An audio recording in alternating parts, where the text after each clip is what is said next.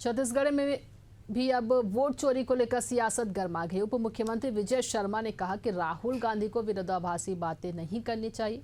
एक ओर वे voter list में गड़बड़ी की बात करते हैं, दूसरी ओर एसआईआर पर सवाल उठाते हैं, फिर एसआईआर जांच का विरोध करते हैं।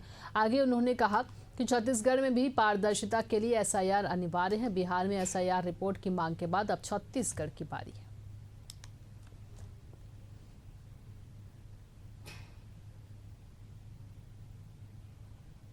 और मैं बहुत स्पष्टता से बार बार कह रहा हूं, राहुल गांधी जी को दो अलग अलग बातें नहीं करनी चाहिए जो विरोधाभासी। आप एक जगह कह रहे हैं कि मतदाता सूची में गड़बड़ी है। मतदाता सूची में गड़बड़ी उन्होंने कहीं पर निकाला। हमने भी बताया कि यहाँ पर इन लोग जब थे तब भी मतदाता सूची में गड़बड़ी। मतदाता सूची में गड़बड़ी को ठीक करने के लिए इलेक्शन कमीशन एसआईआर करती है, स्पेशल इंटेंसिव रिविजन करती है, विशेष गहन पुनरीक्षण करती है।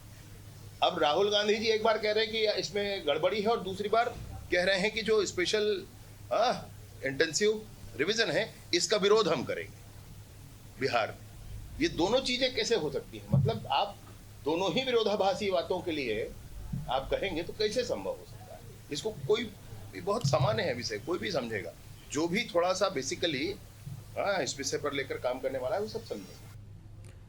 मध्य प्रदेश में कर्ज को लेकर सियासत तेज हो गई है। नेता प्रतिपक्ष उमन सिंघार ने सरकार को घेरते हुए कहा कि सरकार कर्ज ले रही है और ब्याज भर रही है। हमारे प्रदेश के लिए बड़ी दुखद खबर है। वहीं इस पर भाजपा के मीडिया प्रभारी आशीष अग्रवाल ने पलटवार करते हुए कहा कि कांग्रेस का बयान उसकी बौखलाहट को दर्शाता है। प्रदेश में जो कर्ज लिया जा रहा है वो मानक के अनुसार लिया जा रहा है। वहीं मध्य प्रदेश में प्रति व्यक्ति आय और जीडीपी में लगातार बढ़ोतरी हो रही है। सरकार कर्ज ले रही है और मैं समझता हूँ कि 24-25 तक 27,000 करोड़ का ब्याज भर चुकी है। तो सरकार कर्ज ले रही है और ब्याज भर रही है। विकास के नाम पे आप समझ सकते हो कि प्रदेश में क्या स्थिति है। कई योजनाओं के अंदर पैसा नहीं है, कई जो मैंने विधानसभा में कही, तो मैं समझता हूँ कि सरकार कर्ज लेके ब्याज भर रही है और ये मैं समझता हूँ कि ये हमारे प्रदेश के लिए बड़ी दुखद स्थिति है और भारतीय जनता पार्टी को उसका नुकसान उठाना है। देखिए, ये कांग्रेसियों की बौखलाहट है। भारतीय जनता पार्टी के नेतृत्व में मध्य प्रदेश की आर्थिक स्थिति अन्य राज्यों से बहुत बेहतर है और तय मानकों के अंदर है। अगर यह भी कहा जाए कि डॉक्टर मोहन यादव जी के नेतृत्व की सरकार में मध्य प्रदेश आर्थिक प्रगति के नए सोपान चढ़ रहा है तो अतिशयोक्ति नहीं होगा। जो कर्ज है वो विकास की योजनाओं के लिए लिया जा रहा है, तय मानकों के अनुसार लिया जा रहा है और निरंतर प्रति व्यक्ति आय और जीडीपी में बढ़ोतरी हो रही है, बजट का साइज बढ़ रहा है। इसलिए कर्ज जो है वो बहुत ही निरर्थक विषय है जो मध्य प्रदेश को बदनाम करने के लिए कांग्रेसी छेड़ते रहते हैं। रायपुर से अगली खबर, बस्तर ओलंपिक की तैयारियों की समीक्षा बैठक ली गई। डिप्टी सीएम अरुण साव और विजय शर्मा ने ये बैठक ली। नवा रायपुर स्थित निवास कार्यालय में बैठक हुई। अधिकारियों को आवश्यक दिशा निर्देश दिए। आयोजन की रूपरेखा, व्यवस्थाएं और खिलाड़ियों की भागीदारी पर भी चर्चा हुई है। तो आपको बता दें कि बस्तर ओलंपिक को लेकर ये तमाम रूपरेखा, दिशा निर्देश दिए गए हैं। व्यवस्थाएं और खिलाड़ियों की भागीदारी पर भी चर्चा हुई है। बस्तर ओलंपिक की तैयारियों को लेकर समीक्षा बैठक की गई। डिप्टी सीएम अरुण साव, विजय शर्मा ने बैठक ली है और आपको बता दें कि इस दौरान इस बैठक में आवश्यक दिशा निर्देश, आयोजन की रूपरेखा अधिकारियों को दिए गए। व्यवस्थाओं और खिलाड़ियों की भागीदारी पर भी चर्चा की गई।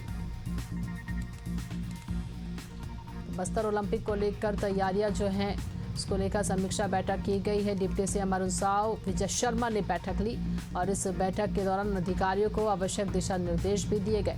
ये बैठक नवा रायपुर स्थित कार्यालय में हुआ है। अधिकारियों को आवश्यक दिशा निर्देश दिए गए।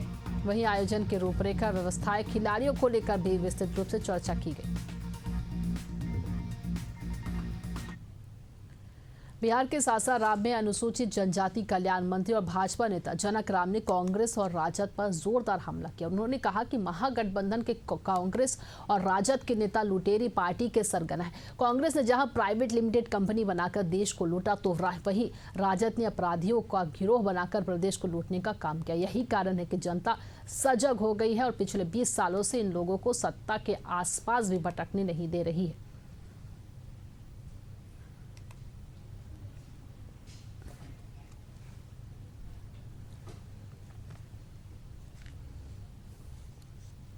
ये दोनों, कांग्रेस पार्टी हो या महागठबंधन के राष्ट्रीय जनता दल के नेता हो, ये दोनों लोग लुटेरी पार्टी की सरगना है।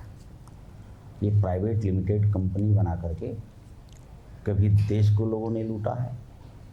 जब ये महागठबंधन के नेता श्री लालू यादव जी को अवसर मिला तो इन्होंने बिहार को लूटा है।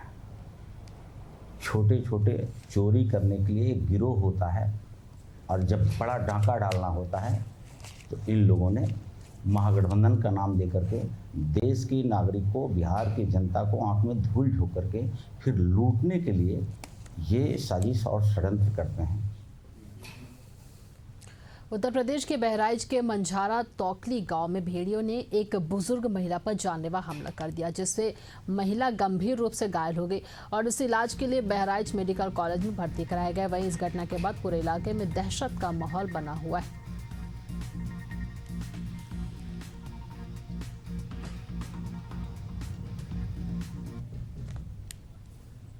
और पीछे से भेड़िया आया, इनको काट खाया, वहाँ पे गलबा हुआ तो पुलिस वाले आए, वो इनको ले गए पड़ोस में डॉक्टर पे पट्टी कराया और वहाँ से वो पखारपुर अस्पताल में लाए तो वहाँ दवा कराई, उनकी तक वहाँ से रेफर कर दिया, बहराइच भेज दिया गया। अब तो जैसी है अभी ठीक तो है नहीं, दवा इनकी भेड़िया ही था।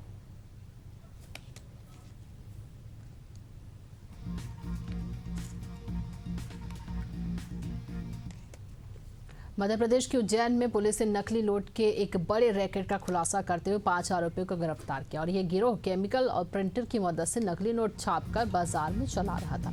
पुलिस अधीक्षक ने बताया कि एक दुकानदार को 23,000 रुपए के नकली नोट मिला। उसने थाने में शिकायत दर्ज कराई।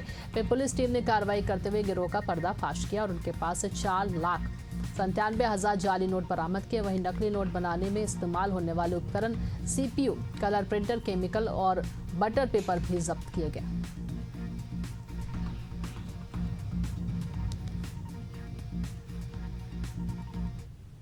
पुलिस ने 5 आरोपियों को गिरफ्तार किया। दुर्गेश डाबी, शुभम कड़ोदिया, शेखर यादव, प्रहलाद पिता कचरू और कमलेश लोधी, ये सभी उज्जैन के रहने वाले हैं। इनके पास से करीब 5 लाख रुपए के नकली नोट बरामद किए गए हैं।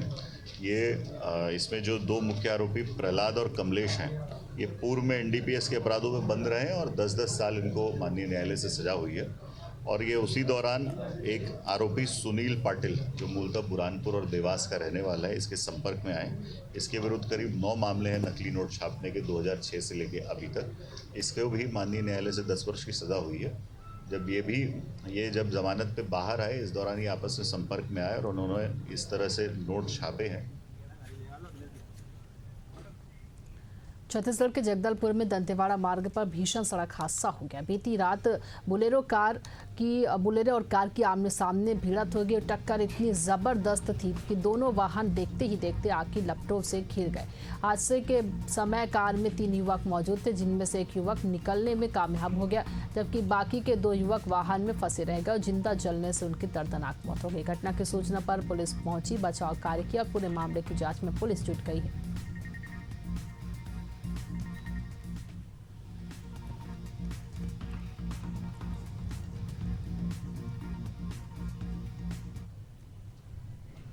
उत्तर प्रदेश के मुजफ्फरनगर में हिस्ट्री शीटर बदमाश को उसके चाचा ने अपने 2 अन्य साथियों के साथ मिलकर मौत के घाट उतार दिया और सूचना मिलने पर पुलिस ने हत्यारों की खोज के लिए कई टीमों का गठन किया। 4 घंटे के भीतर ही तीनों आरोपियों को मुठभेड़ के बाद गिरफ्तार कर लिया गया।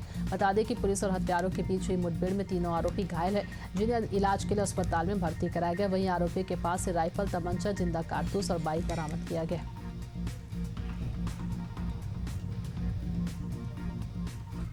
आज 11 तारीख को सायंकाल में फुलकाजी थाना क्षेत्र के दादीपुर में मोनू नाम के व्यक्ति को 3 लोगों ने गोली मार के गंभीर रूप से घायल कर दिया था, जिसके बाद में उपचार के दौरान मृत्यु हो गई थी। इस संबंध में एसपी महोदय के द्वारा तत्काल टीमों का गठन किया गया था और फुलकाजी थाना की पुलिस एवं गठित टीमों द्वारा अपराधियों को पकड़ने के लिए लगातार प्रयास किया गया और छानबीन की गई। ये मुझे सूचना प्राप्त हुई कि फुलकाजी थाना क्षेत्र के जहाँ पर हम लोग खड़े हुए हैं, इसी स्थान के आसपास खड़े हुए हैं, फुलकाजी थाना पुलिस द्वारा घेराबंदी की गई। रीवा में खाद्य वितरण केंद्र के बाहर एक आदिवासी किसान के साथ पुलिस ने मारपीट किया, जिसका वीडियो सोशल मीडिया पर तेजी से वायरल हो रहा है। वीडियो में पुलिसकर्मी किसान पर लात घूंसे बरसाते दिख रहे हैं। पुलिस का कहना है कि किसान नशे में था और हंगामा कर रहा था, लेकिन किसान ने इन आरोपों को पूरी तरह खारिज किया। किसान का आरोप है कि आदिवासी होने की वजह से उसके साथ बर्बरता की गई है। और वहीं इस मामले में नेता प्रतिपक्ष उमंग सिंघार ने भी सोशल मीडिया पर पोस्ट कर सरकार को घेरा। उन्होंने लिखा कि भाजपा की सरकार में आदिवासी और किसानों पर पुलिस कहर ढा रही है, खाद के बदले लाठियां मारी जा रही है।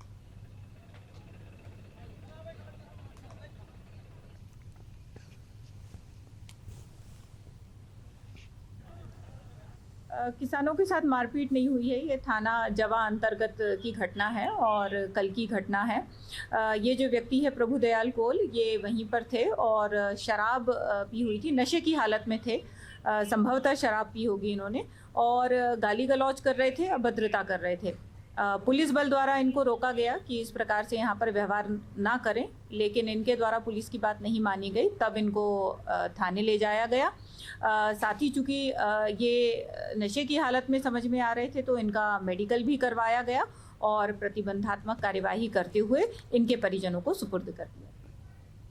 उत्तर प्रदेश के प्रयागराज में एक किसान बेघर हो गया। किसान का आरोप है कि गांव के एक शख्स ने चकबंदी अधिकारी के साथ मिलीभगत कर उसका मकान बेच दिया। पीड़ित किसान ने तहसील के जिम्मेदार अधिकारियों से शिकायत की, लेकिन जिम्मेदार अधिकारियों ने किसान को डांट कर भगा दिया। अब किसान ने मुख्यमंत्री योगी आदित्यनाथ से न्याय की गुहार लगाई है।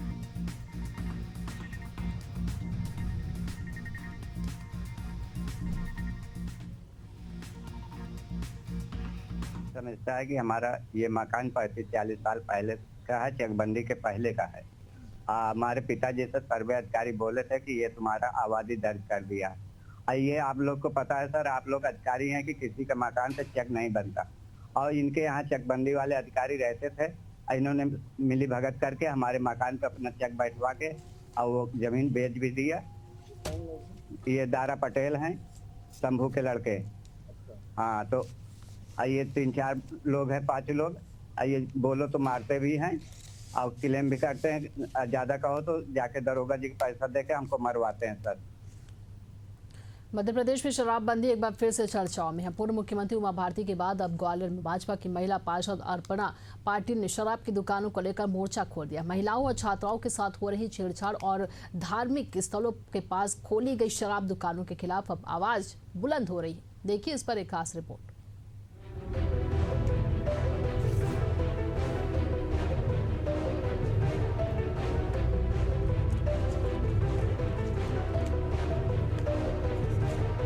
ग्वालियर नगर निगम की वार्ड क्रमांक 58 से भाजपा पार्षद अपर्णा पाटिल ने शहर में शराब दुकानों के खिलाफ बड़ा अभियान छेड़ दिया है। उनका आरोप है कि स्कूल, कॉलेज और मंदिरों के पास नियमों को ताक पर रखकर शराब की दुकानें चलाई जा रही है, जिससे महिलाओं को भारी परेशानियों का सामना करना पड़ रहा है। उन्होंने कई बार शराब की दुकानों के बाहर खड़े होकर वीडियो जारी किए और आबकारी विभाग की कार्यशैली पर सवाल उठाए हैं।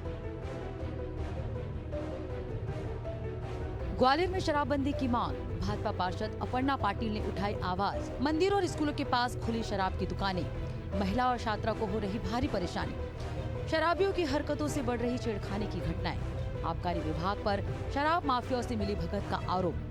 पार्षद ने अचलेश्वर महादेव मंदिर में की प्रार्थना, महिलाओं ने किया समर्थन, मांगी पूर्ण शराबबंदी। कांग्रेस ने सरकार को बताया माफियाओं का समर्थन। जी, मैंने जो प्रार्थना की है उस पर अब अमल होना दिखाई दे रहा है। मैं मंशापुर हनुमान मंदिर पे भी गई थी, मुझे वहाँ जो बच्चे नशा करते वो भी नहीं दिख रहे। अब 1 महीना कम से कम मैं अब इंतजार करूँगी और हमें सांसद महोदय जी ने भी कहा है कि मैं आपके इस पर संज्ञान लिया है और इस पर काम करूँगा। शराब मैंने आपकी नशा है जो परिवारों को तहस नहस कर देता है, उनकी आर्थिक स्थिति को बहुत ही ज्यादा कमजोर कर देता है। आजकल दिन पर दिन लोग शराबी ही होते जा रहे हैं। आजकल जो नया यूथ का कल्चर है, चाहे वो लड़कियां तक भी आजकल है कि वो शराब के प्रति बहुत ही ज्यादा आकर्षित होती जा रही हैं।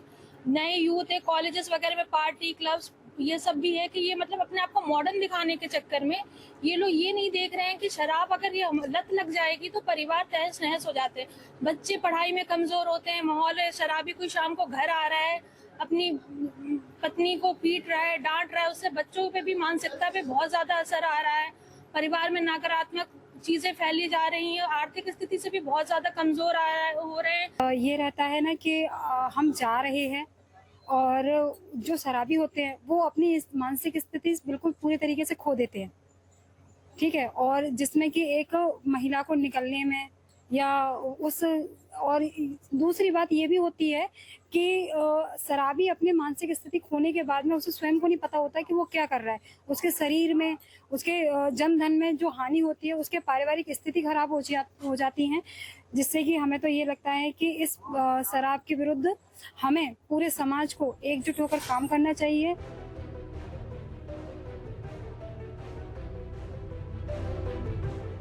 एक और जहां महिला पार्षद की इस मुहिम को ग्वालियर की महिलाओं का भी समर्थन मिल रहा है, तो वहीं इस मामले में अब सियासत भी शुरू हो गई है। कांग्रेस लगातार बीजेपी पर हमलावर है, तो वहीं दूसरी ओर बीजेपी की तरफ से भी पलटवार हो रहे हैं। कांग्रेस का तो आरोप है कि महिला पार्षद शराबबंदी को लेकर आगे बढ़ रही है, लेकिन आबकारी विभाग और सरकार उनकी बातों को सुन नहीं रहे हैं। तो वही भाजपा ने पलटवार करते हुए कहा कि सही समय पर सरकार निर्णय लेगी और उचित कार्रवाई भी करेगी।